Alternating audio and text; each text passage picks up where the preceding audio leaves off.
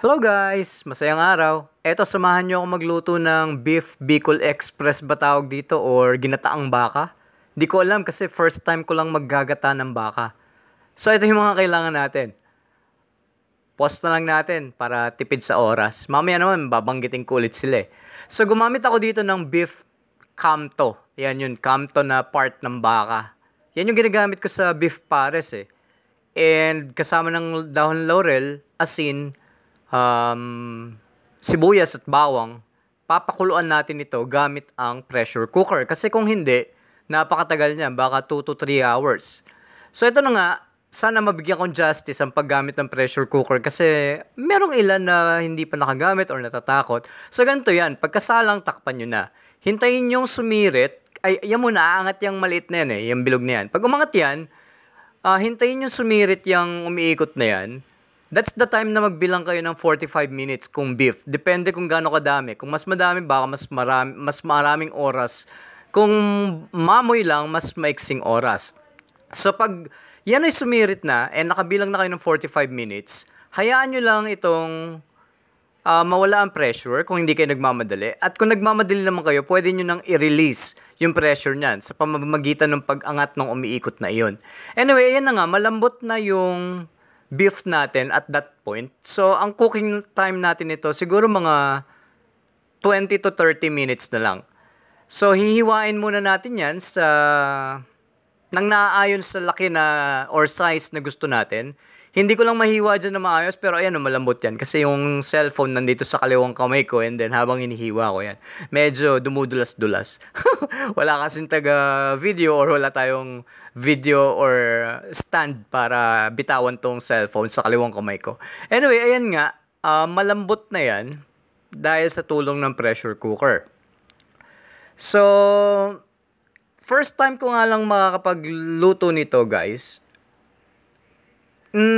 Di ko alam kasi pagkabili ko ng beef, ang tagal kong inisip kung gagataan ko ba to or anong gagawin ko. Anyway, wag tayong matakot mag-explore. Kita nyo naman, first time lang natin itong ginawa. Medyo okay naman yung naging result niya. Gagamit pala tayo dyan ng Jolly Canola Oil, baka naman. Simulan na natin maggisa, by the way guys.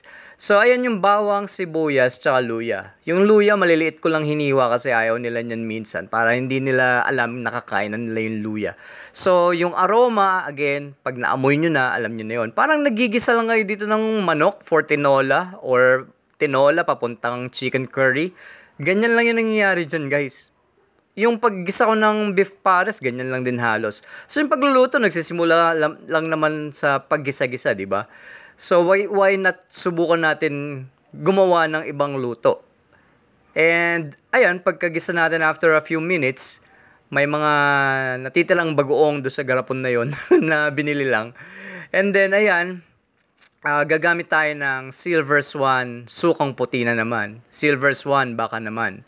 So, hinalo ko yan after a minute or two siguro.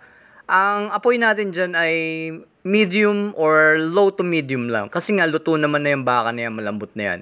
So, binanlawan na rin natin yung garapon. Nilagyan ko yun ng stock nung beef na pinagkuluan. And dinagdagan pa natin ng beef stock pa rin. And papakuluan lang natin ito sa saglit for about maybe 5 minutes more sa mahinang apoy na lang. Kasi nga, luto na yan, malambot na yan. Pagkakulo, lagyan natin ng bagoong kasi nakulangan ako. So, meron tayong Barrio Fiesta bagoong. Barrio Fiesta, baka naman. And then, ito yung kalahati nung 1 pouch ng Coco Mama fresh gata, baka naman. And then, nilagay ko na yung sili. Siguro mga 3 siling haba lang yan. At saka 1 siling labuyo. Kasi pwede naman magsawsawan ng maanghang kung gusto mong mas maanghang. Baka merong hindi kumakain ng maanghang.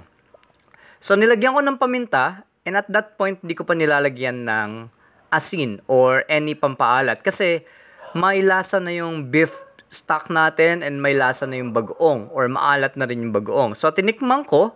And that's the time that nilagyan ko lang siya ng McCormick iodized salt. Baka naman.